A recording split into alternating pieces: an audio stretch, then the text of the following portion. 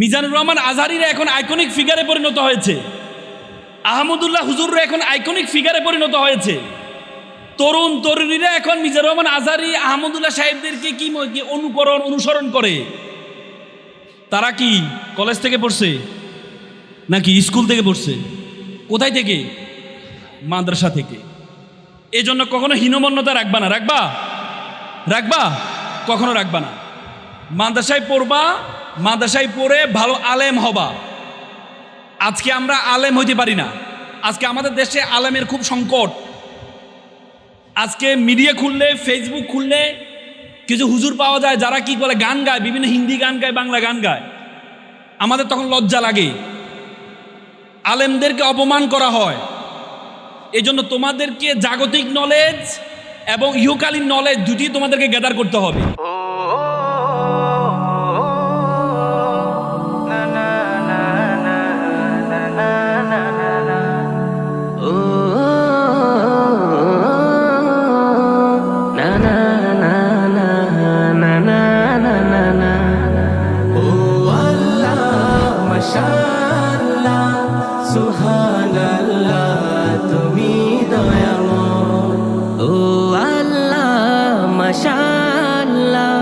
সুবহানাল্লাহ, তুমি দয়াময়।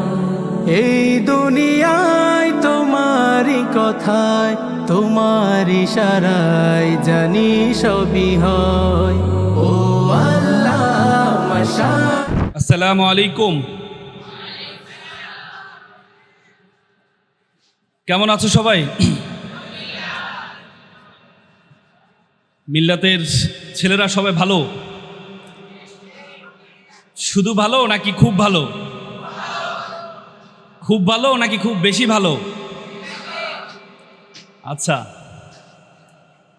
তোমরা তোমাদের প্রিন্সিপাল হুজুর বক্তব্য দেওয়ার পরে আমাকে কথা বলতে দেওয়া, বলে যে পোলাও খাওয়ার পরে পান্তা ভাত খাইতে ইচ্ছে করে তো ওনাকে বক্তব্য দেওয়ার পরে আবার আমাকে দেওয়া, আবার তোমাদের ডিবেটিং ক্লাবের মডারেটর সাহেবের বক্তব্যের পরে আবার আমাকে দেওয়া, তো এটা মানানসই না আর কি। কিন্তু মিল্লাত হচ্ছে ব্যতিক্রমে বিশ্বাসী। কি বলো? স্রোতের অনুকূলে সবাই চলে, আর মিল্লাত চলে স্রোতের প্রতিকূলে। কি বলো? ঠিক না নাকি? মিল্লাত বাংলাদেশের শিক্ষা ব্যবস্থায় একটা অন্যরকম দিগন্ত তৈরি করেছে। ঠিক কিনা? এটা তোমরা যারা এখানে আছো, নিজেদেরকে হুজুর ভাবতে কি লজ্জা লাগে নাকি গর্ববোধ হয়? সত্যি হাসা কথা নাকি মিছা কথা? আমার মিল্লাতে পড়ার সুযোগ হয় নাই, কিন্তু 2009 সালে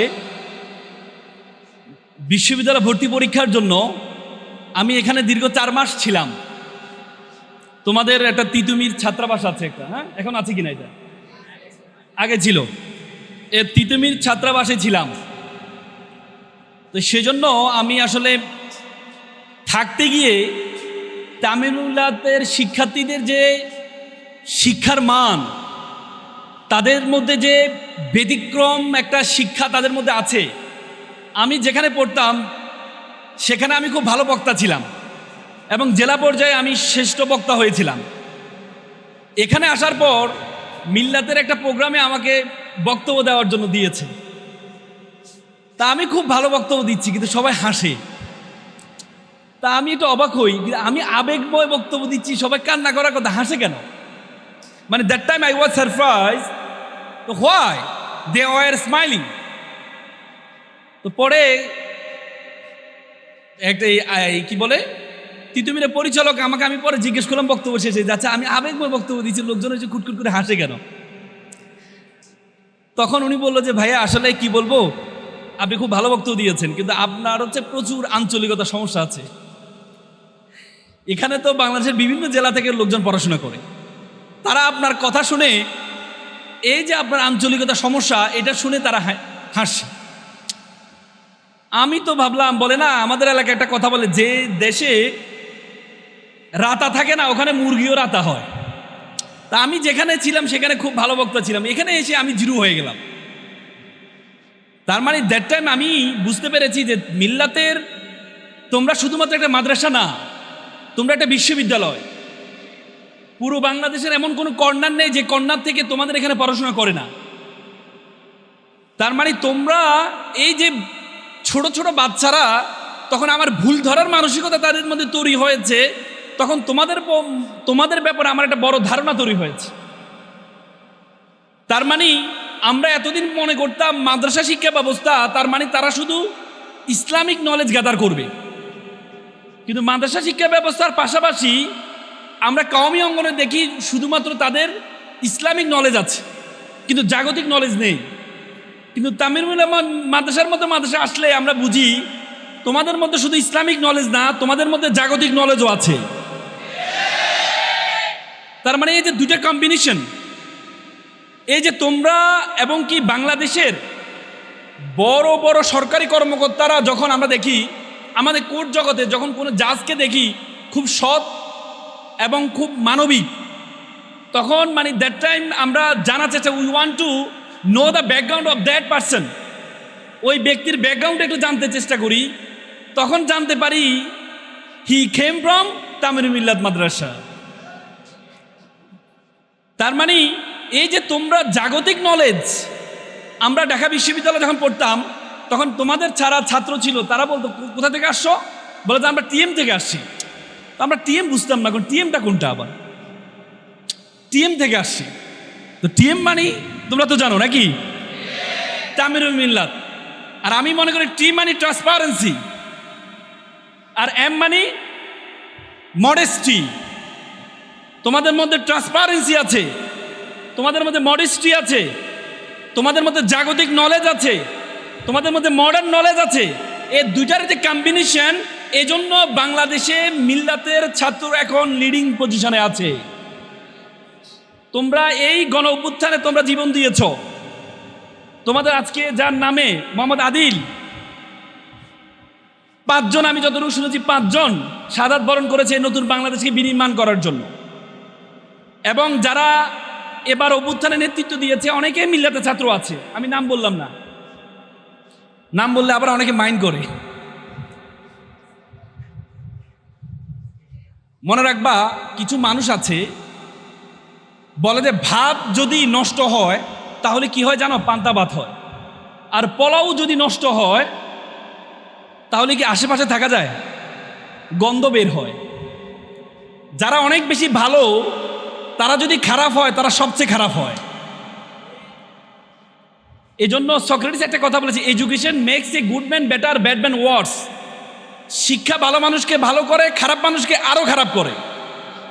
মিল্লাত থেকে ভালো হলে অনেক ভালো হয়, আর মিল্লাতের শিক্ষাতে যদি খারাপ হয় তাহলে অনেক খারাপ হয়। ঠিক নাকি ঠিক না বললা, কোনটা? গুড। শোনো, আমি তোমাদের মধ্যে আধুনিকতা দেখেছি, তবে তোমাদের মধ্যে একটা হীনমন্যতা দেখেছি। মাদ্রাসা শিক্ষার্থীদের মধ্যে আমি দেখেছি, যখন আমি 4 মাস এখানে ছিলাম বিশ্ববিদ্যালয়ে ভর্তি হওয়ার আগ পর্যন্ত, তখন দেখতাম মিল্লাতের ছেলেরা ক্লাস থেকে শেষ করে পাঞ্জাবিকে ইন করে, হ্যাঁ, টুপিটা খুলে মানে সে বের হয়, ব্যাগটা নিয়ে বের হয়ে যায়। তা আমি একবার একটা শিক্ষার্থীকে ধরলাম, এই তুমি কোথায় পড়ো? আমি ভাবছি কলেজে পড়ে, কারণ এমন পাঞ্জাবির স্টাইল, পাঞ্জাবি অনেক সময় কলার সিস্টেম পাঞ্জাবি ছিল তখন, মানে এটাকে যদি ইন করা হয় এটা হয়ে যায়, শার্ট হয়ে যায়, সাদা শার্ট হয়ে যায়। আমার একবার ধরার সুযোগ হয়েছে, আমি বললাম তুমি কিসে পড়ো? বলে যে ভাই আমি ওনারা করছি। তা আমি কিসে পড়ো? আমি তামিলেতে পড়ি। আমি তুমি এভাবে তোমার ডিস্টার্ব এভাবে কেন? ভাই সবাই দেখলে হুজুর বলে, এই জন্য সবাই বলে হুজুর বলে। এই যে হীনমন্যতা, হুজুর বললে তোমাদেরকে খারাপ লাগা। Who was the first huzur in the history of the Islam, the history of the world? কে ছিল প্রথম হুজুর বলো তো? কে ছিল? হযরত মুহাম্মদ মুস্তাফা সাল্লাল্লাহু আলাইহি ওয়াসাল্লাম। যে ব্যক্তি প্রথম হুজুর ছিল, ওনার ইতিহাস জানো তোমরা? আমি বিশ্বাস করি তোমরা জানো। উনি যে মানব জাতির ইতিহাসে শ্রেষ্ঠ মানব, এটাকে আমরা বলেছি নাকি অমুসলিমরাও বলেছে?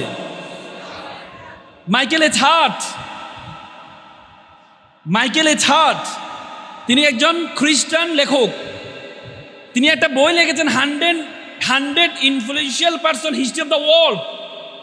পৃথিবীর ইতিহাসে যে 100 জন মানব সভ্যতার ইতিহাসে অবদান রেখেছে তাদেরকে নিয়ে উনি একটা বই লিখেছে, এবং যার অবদান সবচেয়ে বেশি পার্সেন্টেজ আলোকে তাকে প্রথমে রেখেছে, সেকেন্ডে রেখেছে, থার্ডে রেখেছে। তিনি আল্লাহ রাসূলকে কোথায় রেখেছে জানো? 1 নম্বরে। দ্বিতীয় কাকে রেখেছে জানো?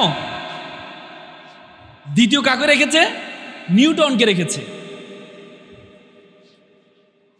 নিউটনের তুমি যদি সূত্র খোঁজো, তুমি হয়তো তার সর্বোচ্চ 600 থেকে 700 সূত্র পাবা বা তার থিওরি পাবা। আর আমার রাসূলের যদি ওনার হাদিস জানতে চাও তাহলে তুমি কত হাদিস পাবা? ইমাম বুখারী 6 লক্ষ হাদিস নিজে বর্ণনা করেছেন। কয় লক্ষ? পৃথিবীতে এমন কোনো মানুষ নেই যে মানুষের জুতা পরা থেকে চুল আঁচড়া কিভাবে চুল রাখে এই পর্যন্ত একবার প্রত্যেকটা বিষয় মানব সভ্যতার কাছে আসছে একমাত্র ব্যক্তি হযরত মুহাম্মদ মুস্তাফা সাল্লাল্লাহু আলাইহি ওয়াসাল্লাম। কি বলেছে জানো? মাইকেল এইচ হার্ট বলেছেন, Muhammad was the only one person he have contributed not only in the personal life as well as the religious life. আমি একমাত্র ব্যক্তি দেখেছি তিনি যেমন তার পার্সোনাল লাইফে সফল, ধর্মীয় জীবনে সফল এবং বাহ্যিক জীবনেও সফল একমাত্র ব্যক্তি হযরত মুহাম্মদ মুস্তাফা সাল্লাল্লাহু আলাইহি ওয়াসাল্লাম। কারণ আমরা জানি যারা দার্শনিক, তোমরা বার্নার্ড রাসেলের নাম শুনেছো? হ্যাঁ, বার্নার্ড রাসেল সবসময় বলতেন যে বিয়ের বিপক্ষে সবসময় থিওরি দিতেন, বিয়ে করবা না। পরবর্তী দেখা যায় উনি তার জীবনে 3টা বিয়ে করছেন। তো তারে জিজ্ঞেস করা হইলো যে আচ্ছা আপনি সবসময় বিয়ের বিরুদ্ধে কথা বলতেন কিন্তু আপনি বিয়ে করলেন 3টা, ওইটা হচ্ছে আমার থিওরি আর এটা হচ্ছে আমার জীবন। তার মানে তাদের জীবন এবং থিওরি এক কখনো হয় নাই।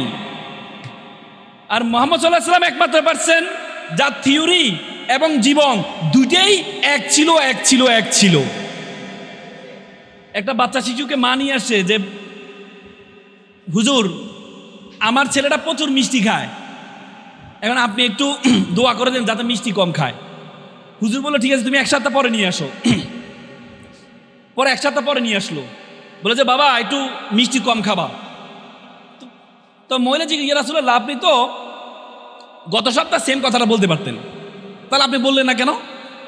বললো যে আসলে আমি নিজেও মিষ্টি বেশি খাই, এজন্য আমি একটু কম খাওয়ার চেষ্টা করেছি 1 সপ্তাহে, যাতে আমি শিশুকে বলতে পারি তুমিও একটু মিষ্টি কম খাও।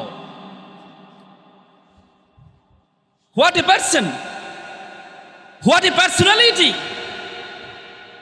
What a man! কি ব্যক্তি!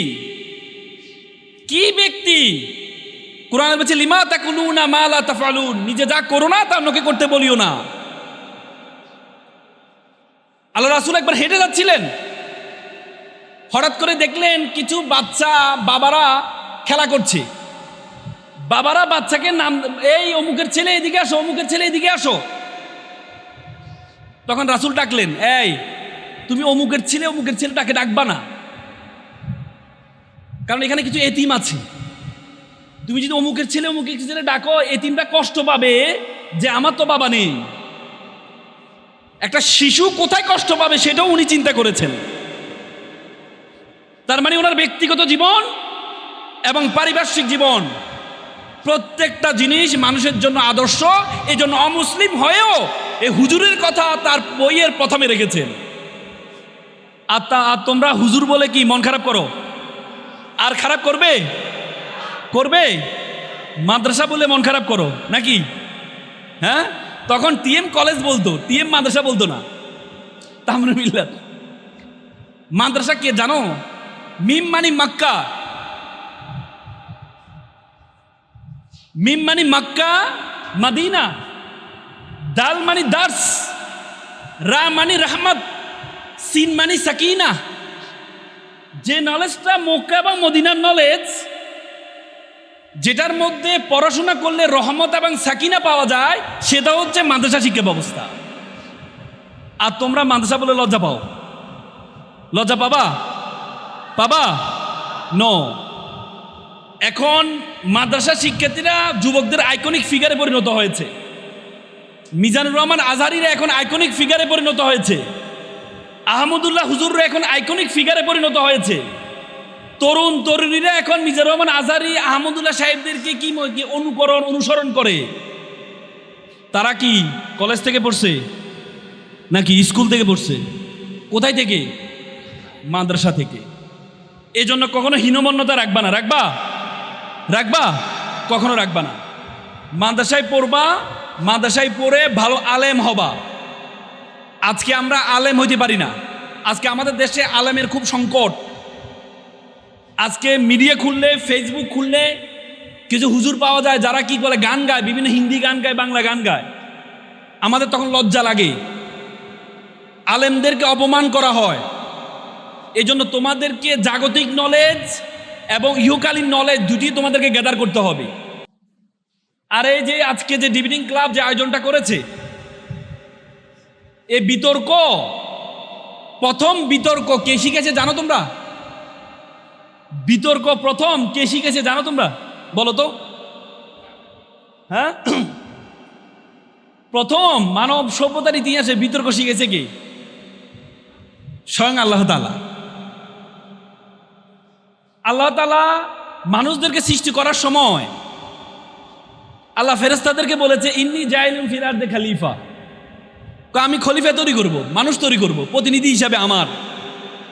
তখন ফেরেশতারা যুক্তি দিছে, কি বলেন আপনি মানুষ তৈরি করবেন? তারা তো দুনিয়াতে গিয়ে ফাসাদ তৈরি করবে, মারামারি করবে, ঝামেলা করবে, আপনার ইবাদত করবে না, নিজেরা নিজেরা সংঘর্ষ করবে। এদেরকে আপনি তৈরি করবেন? অথচ আমরা তো আছি যারা আপনি যেটাই বলেন, যেটাই শিখান, আমরা সেটাই বলি, আমরা আপনার ইবাদত করি, আর আপনি মানুষ কেন তৈরি করবেন? আল্লাহ তাআলাকে যুক্তি দেয় নাই? আল্লাহ তাআলা আদম আলাইহিস সালামকে ডাকলেন, ওয়া আল্লামা আদম আসমা কুল্লাহা।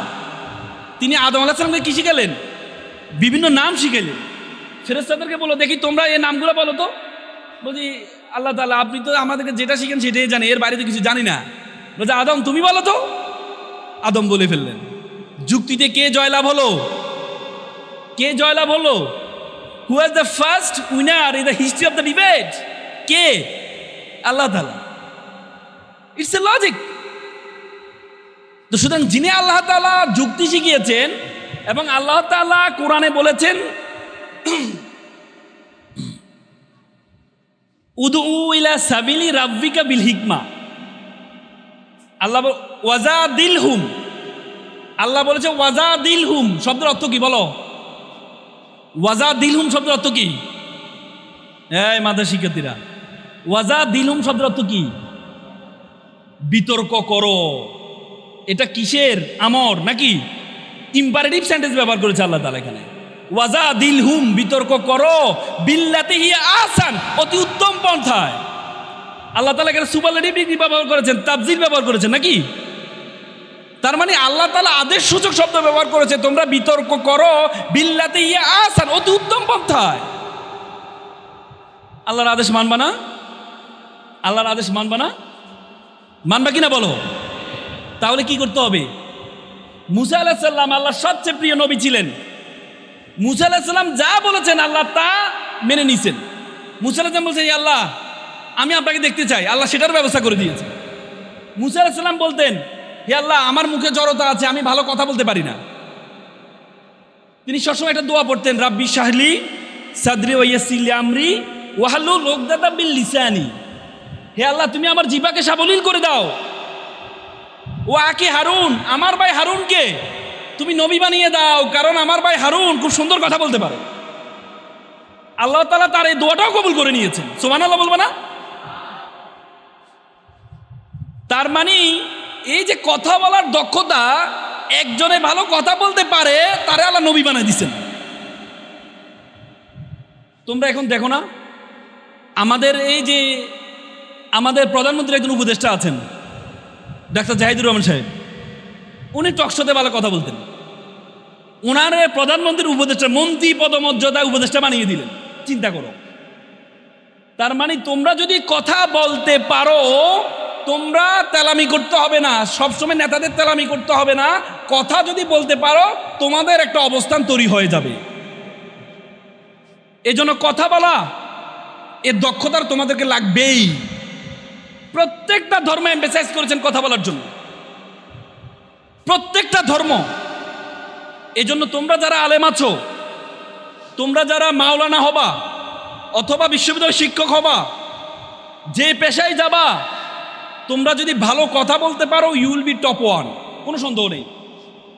আমার মনে আছে আমি প্রথম যেদিন আইনজীবী হলাম, আইনজীবী হওয়ার পরে একটা সিনিয়রের কাছে গিয়েছি। সিনিয়র বললো, এক কাজ করো, আমি আরেকটা কোর্টে শুনানি আছে, তুমি এক কাজ করো, তুমি এই কোর্টটাতে যাও, একটা জামিন শুনানি আছে, তুমি গিয়ে দাঁড়াবা, দাঁড়াইয়ে বলবে যে স্যার সিনিয়র অন্য কোর্টে আছে, এ কথাটা বলবা, পারবা কিনা?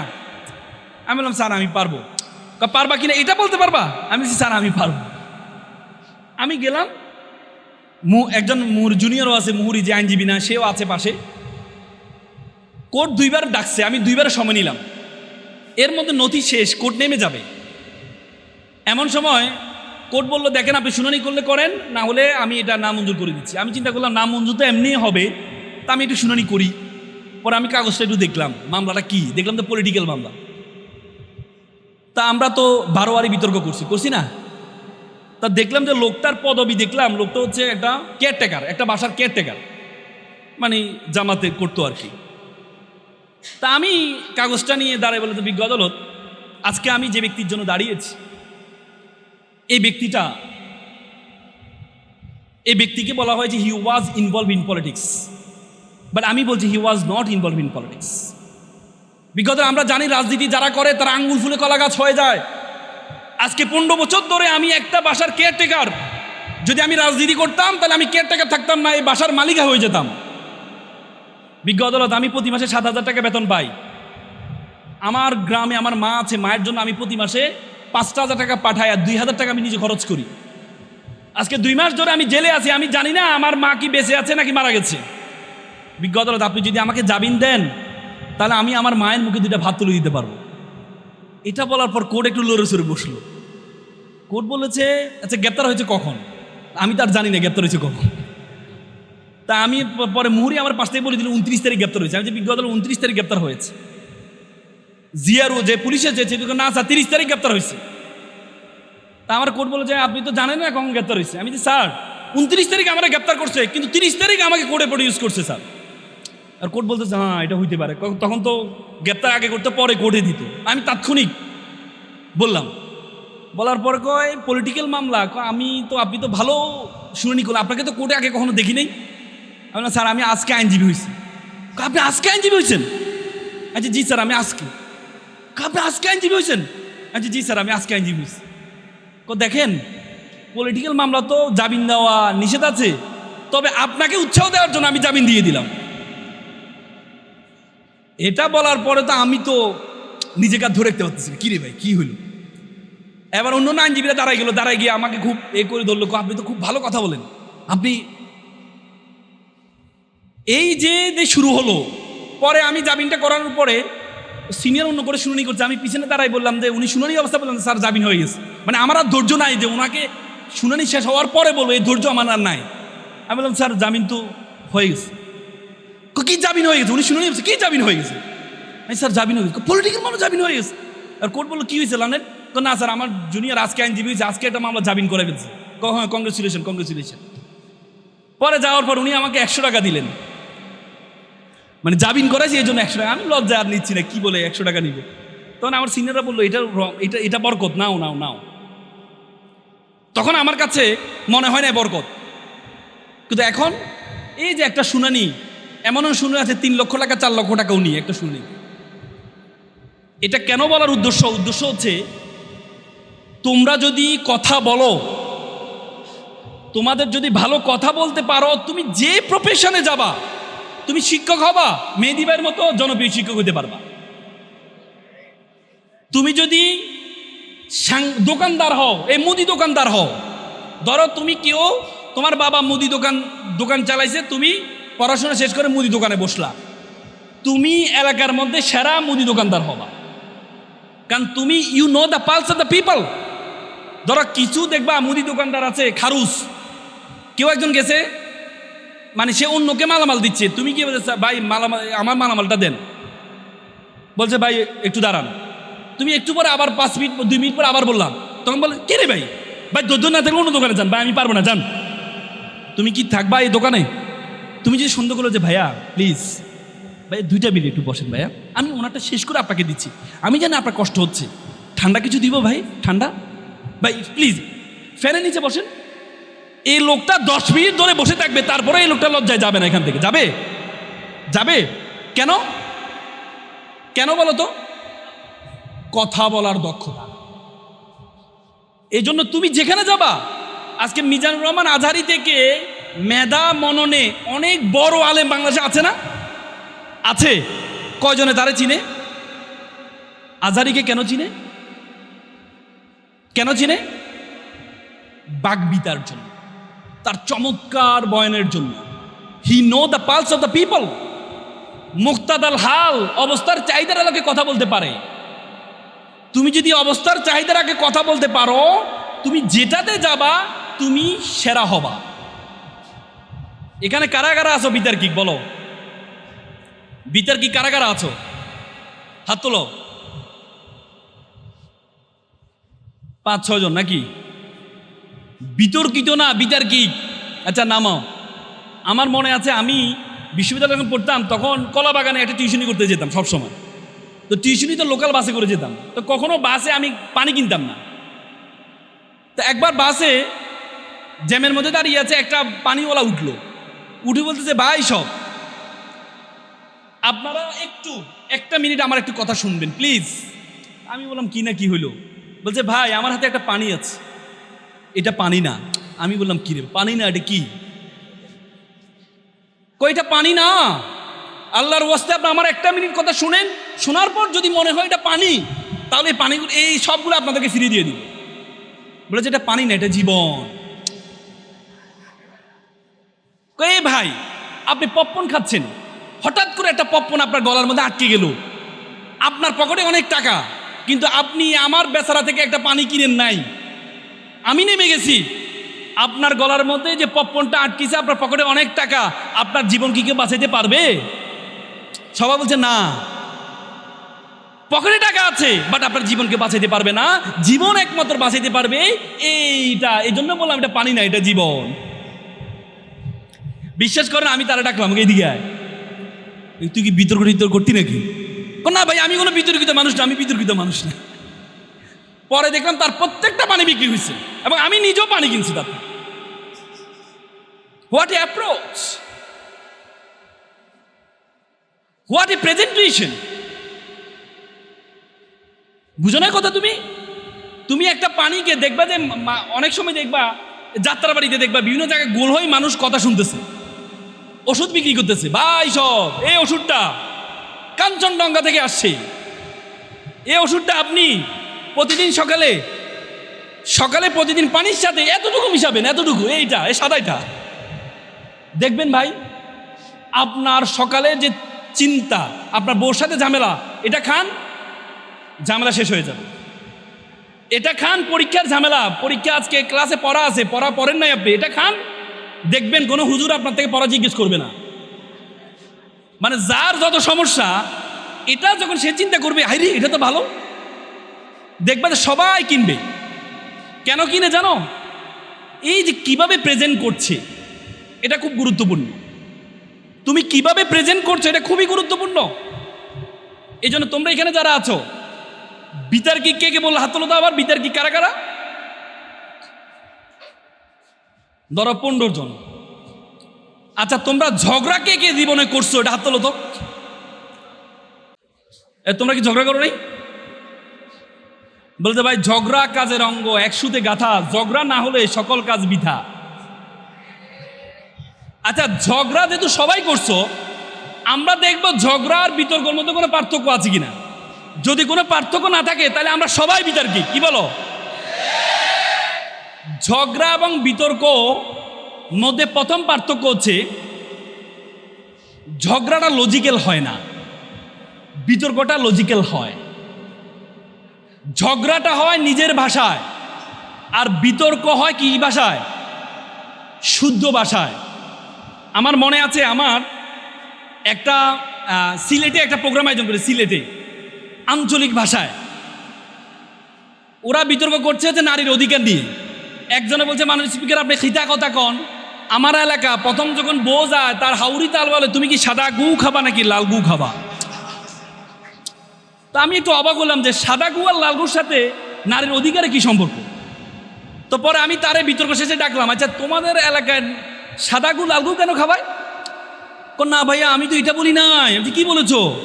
ভাই আমি বলতে চাইছি প্রত্যেক এলাকা বউ শাশুড়ি ঝগড়া হয়, কিন্তু আমাদের এলাকা বউ যখন প্রথমে ঘরে যায় তার হাউরি মানে তার শাশুড়ি সাদা মিষ্টি আর লাল মিষ্টি নিয়ে, কালা মিষ্টি আর লাল মিষ্টি নিয়ে বলে তুমি কি সাদা গুলু খাবা নাকি লাল গুলু খাবা? তা আমি বললাম তুমি বললা কি, আমি বুঝলাম কি? তো তুমি সাবেক অর্থমন্ত্রী সাইফুর রহমানের নাম শুনছো? সাইফুর রহমানের নাম শুনছো? একবার সাইফুর রহমান সাহেবের কাছে আমরা একটা প্রোগ্রামের জন্য ইনভাইট করতে গিয়েছি। তা আমরা শীতকাল ছিল, সোয়েটার পরে গেছি। তো উনি আমাদেরকে বললো, এই তোমরা সোয়েটার পরে কেন আসলে? আমরা ভাবলাম স্যার মনে হয় স্যুটেড বুটেড পছন্দ করে।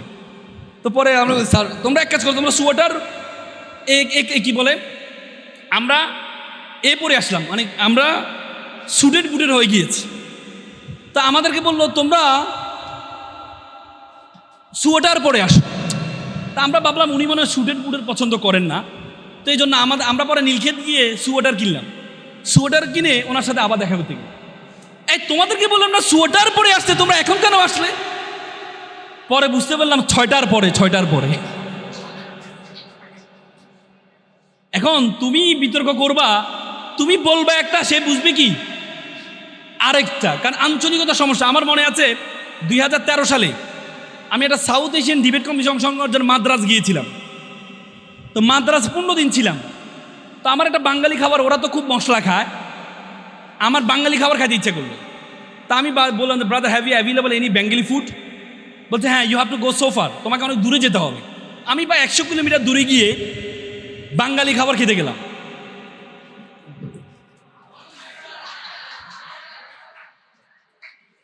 শুনবা তো? তোমার সাউন্ড ছাড়া শুনবা তো? শুনবা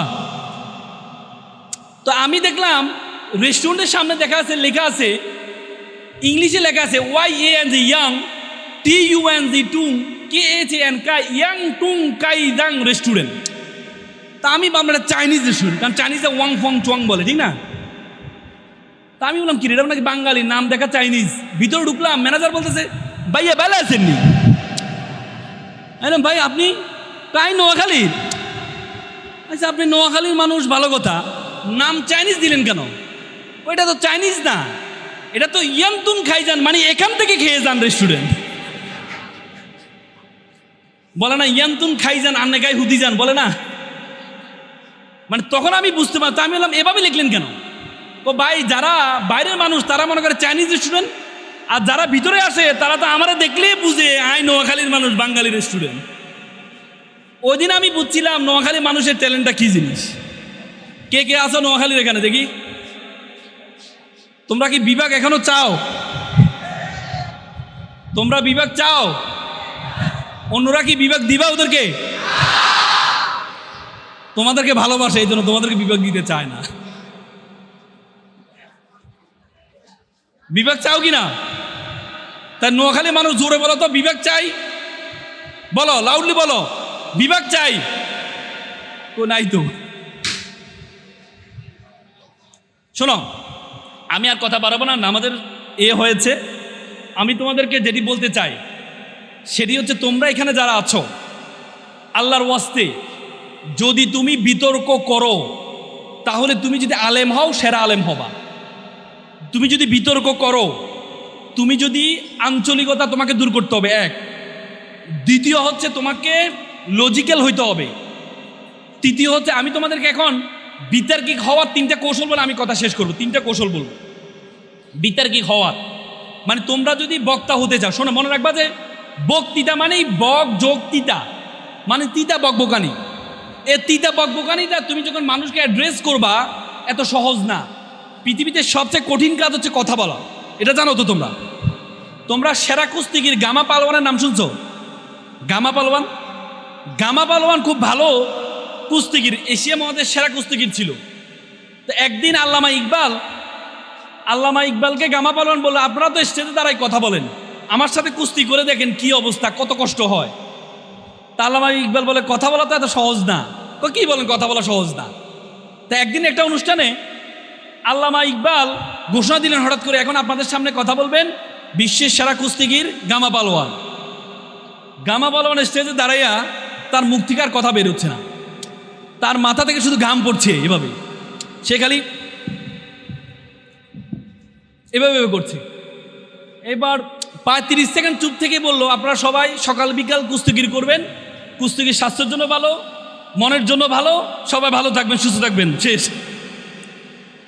পরে আল্লামা ইকবালকে বলল, ইকবাল সাহেব, আমি জীবনে এত কুস্তিগির করছি, কোনোদিন আমার শরীর থেকে একটু ঘাম বের হয় নাই, আজকে 1 মিনিটে আপনি আপনার পুরো শরীরের ঘাম বের করে ছাড়ছেন। একজন আজানে উত্তর দাও। তার মানে কথা বলা এত সহজ বিষয় না। এই জন্য কথা বলার জন্য তোমাকে যেটা লাগবে, কয়েকটা জিনিস লাগবে। প্রথম কথা হচ্ছে আঞ্চলিকতা দূর করবা, তথ্য জানতে হবে, তথ্য। তৃতীয় যে গুণটা, তোমাকে কথা বলতে হলে, আমরা অনেক সময় কথা বলতে গেলে একটু হীনমন্যতা ভুগি।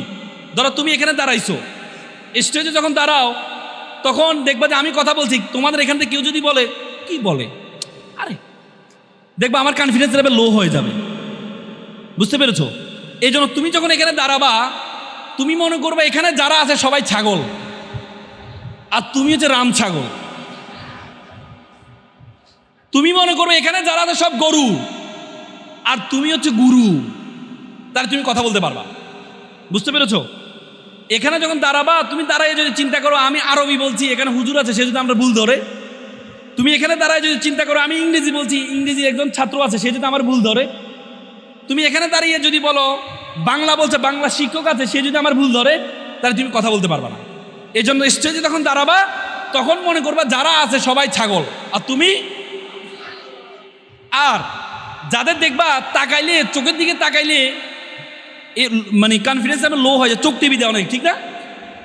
দেখবা তুমি যখন কথা বলতে যাও, তখন অনেকে এভাবে ব্যঙ্গি করবে, কি বলে, তখন তোমার কনফিডেন্স লো হয়ে যাবে। এই জন্য তুমি কি করবা জানো? চোখের দিকে তাকাবা না। আমার মনে আছে, আমরা ঢাকা বিশ্ববিদ্যালয়ে, আমি সূর্য সেন হলে ছিলাম, সূর্য সেন হল ভার্সেস রোকেয়া হলে একটা ডিবেট ছিল, প্রীতি ডিবেট ছিল। তো ডিবেটটা ছিল হচ্ছে রোকেয়া হলে, মেয়েদের হলে। তো মেয়েদের হলে ডিবেট করতে যাওয়া, দর্শক সব মেয়ে, বিতর্ক করতে হবে মেয়ের সাথে, কারণ ছেলেরা তো মেয়েদের হলে যেতে পারে না। তা আমরা এভাবে 2 টেবিল 2ভাবে বসা হয়েছে। আমার সাথে আমার একটা বন্ধু ছিল, ও মাদ্রাসা থেকে, ও কওমি থেকে পড়ছে, ও হচ্ছে হুজুর আর কি, পাঞ্জাবি পরা থাকে সব সময়। একটা মেয়ে, ও যখন বক্তব্য দিতে দাঁড়াইলো, একটা মেয়ে তারা চোখ মারা দিছে, মানে কনফিডেন্স লেভেল লো করার জন্য। আমরা জানতাম না, সে পরে এত বড় ভালো বক্তব্য দিয়েছে, খুব খেপে বক্তব্য দিয়েছে। তা আমরা ভাবলাম যে সে তো এত ভালো বক্তব্য দেয় না, আজকে এত ভালো বক্তব্য কিভাবে দিল। পরবর্তীতে ওই মেয়েটা যখন বিতর্ক করতে দাঁড়াইলো, আমার হুজুর বন্ধু তারে চোখ মেরে দিছে, চোখ মারা টেবিলের নিচে এবার মাথা দিয়ে রাখছে আর হাসে। এই মেয়ে খুব ভালো বিতর্ক, এই মেয়ে দাঁড়ায় খালি মানে স্পিকার, মানে এই মেয়ের কথা হচ্ছে আমি পর্দা করি না, আমি শাড়ি পরি, আমি চোখ মারতেই পারি, কিন্তু একটা হুজুর কেমন আমার চোখ মারলো। এই মেয়ে 3 মিনিটের মধ্যে 1.5 মিনিট খালি মানুষ স্পিকার। তো বন্ধুরা হঠাৎ করে কিরে, আমরা তাকাচ্ছি, হাসে। বন্ধু কিছে? বন্ধু কুতিবা আলাইকুমুল কেসাস, ঘটনা হ্যাজ বিন গটেন। ও কি হয়েছে? আমারও চোখ মারছে, আমি মারে দিছি। তো এই জন্য তোমরা যখন কথা বলতে যাও, তখন চোখ মারার একটা পসিবিলিটি আছে, যারা ইনিশিয়াল ডিবেটার হতে চাও। এই জন্য তাকাবা কোথায় জানো? কপালের দিকে। কপাল কোথায়? কপাল না, কপাল কোনটা বলো তো? গাল। কবি একবার লিখছে না, লেখার দরকার ছিল কপালখানি ভিজে গেল 2 নয়নের জলে, লিখে ফেলছে কপালখানি ভিজে গেল 2 নয়নের জলে। কপাল কিভাবে উপরে, চোখের পানি উপরে কিভাবে যায়। অন কবি মানুষ একবার লিখলে তা কাটতে পারে না, তো পরের লাইন লিখছে পা দুখানেই বাধা ছিল গাছের ঢালে। তো এই জন্য তোমরা যখন কথা বলবা তাকাবা কোথায়? যতই টিপি করো কোনো লাভ হবে না। পারবা তো? এটা পারবা তো? তারপরে তৃতীয় যোগ্যতা হচ্ছে তোমরা যখন কথা বলবা তোমাদের বডি ল্যাঙ্গুয়েজটা ইম্পর্টেন্ট। কি ইম্পর্টেন্ট? Body language. তোমার এই যে অনেকে দেখবে ডায়াসে দাঁড়িয়ে বিপদে পড়ে যায়, হাতটা কোথায় রাখবে? কেউ এভাবে শুয়ে যায়, কেউ এভাবে থাকে, হ্যাঁ, কেউ এভাবে ধরে শক্ত করে, নাকি একজনে ভাইবে দিচ্ছে টেবিলের সাথে তার পা লাগছে, কাঁপতেছে। বাবা কাঁপো কেন?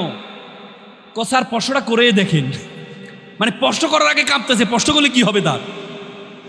তো এই জন্য তোমরা যখন কথা বলতে দাঁড়াবা স্ট্রেস ডায়াসটা কিভাবে ব্যবহার করবা? এভাবে। আর যদি ডায়াস না থাকে তোমার হাতটা, অনেকে হাতটা কি করবে বলে, ইস আল্লাহ যদি হাতটা না রাখতো বা স্ক্রু সিস্টেম করতো তাহলে খুলে রাখতাম। একবার হাতটা এভাবে করে, আবার এভাবে করে, আবার কি যে করতে হবে, হাত কি এটা বিপদ। এই জন্য যখন ডায়াস থাকবে ডায়াসে এভাবে দাঁড়াবা, সোজা করে এভাবে হেলে দুলবা না। আবার যখন ডায়াস থাকবে না তখন হয়তো এভাবে দাঁড়াবা, নাহলে এভাবে দাঁড়াবা, নাহলে এভাবে অ্যাপ্রোচ রাখবা, এভাবে। বুঝছো কিনা? আবার অনেকে দেখবা যে এভাবে এভাবে করে লাফায়, ও হুজুরদের মতো দেখবে অনেকে মাইক ছিঁড়ে ফেলে। না, তোমার কথার মধ্যে বজ্র কণ্ঠ, তুমি বলো বজ্র কণ্ঠ উড়া মারো, তাইলে হবে না। আমার মাকে আমি এত ভালোবাসি, ওরে বাবার মাইক যা আছে সব উড়ে গেছে। না, তুমি বলো আমার মাকে আমি অনেক বেশি ভালোবাসি, তোমার অ্যাপ্রোচ থেকে বুঝে যাবে তুমি অনেক বেশি ভালোবাসো। বুঝতে পেরেছো? তারপরে সর্বশেষ হচ্ছে ভোকাল। ভোকালটা ইম্পর্টেন্ট। কোন ঢঙ্গে কোন সময় কোন কথা বলবা। কথা বলতে আইছো শোক সবাই, তুমি যদি দাঁড়িয়ে বলো আজকে আমাদের ভাই মৃত্যুবরণ করেছে, আমরা জানাজায় আসছি, জানাজায় এসে আমরা দোয়া করব, কি বলেন ঠিক কিনা? হবে? আবার প্রতিবাদ সহ এসে যায় যদি বলেন আজকে আমরা, তুমি দাঁড়াইছো হচ্ছে প্রতিবাদ করতে, দাঁড়াই যদি আমরা অনেক ক্ষোভে আছি, আমরা খুব কষ্টে আছি, না। দেখবা বিটিভির মতো হইলে হবে না। বিটিভি দেখবা দুঃখের খবর সুখের খবর সব এক ঢঙ্গে বলে। আপনারা জানেন কিছুক্ষণ আগে আমাদের বাংলাদেশের ক্যাপ্টেন মিরহাজ সেঞ্চুরি করেছে, আমরা খুবই আনন্দিত। মনে হচ্ছে যেন তার মা মারা গেছে, নাকি? দুঃখের খবর সুখের খবর সব একরকম। আবার কিছু রেডিও আছে দুঃখের খবরও স্টাইলে, হাই গাইস কিছুক্ষণ আগে মেহেদী হাসান মিরাজের মা মারা গিয়েছে, আমরা খুবই শোকাহত। এই জন্য রেডিও ঢঙ্গেও বলবা না, তোমরা এর ঢঙ্গেও বলবা না। পারবা তো ইনশাল্লাহ? যেটা যে ঢঙ্গে বলবা সেটা পারবা ইনশাল্লাহ। তো সুতরাং তোমাদেরকে আমি আহ্বান জানাবো, তোমরা সবাই ভালো কথা বলতে পারবা, বিতর্কের সাথে থাকবা। মনে রাখবা এপিজে আবুল কালামের একটা কথা বলেছেন, প্রজাপতির পিছনে ঘুরিও না, ফুলের চাষ করো, প্রজাপতি তোমার পিছনে ঘুরবে। সকলে ভালো থাকবা, সুস্থ থাকবা। আসসালামু আলাইকুম।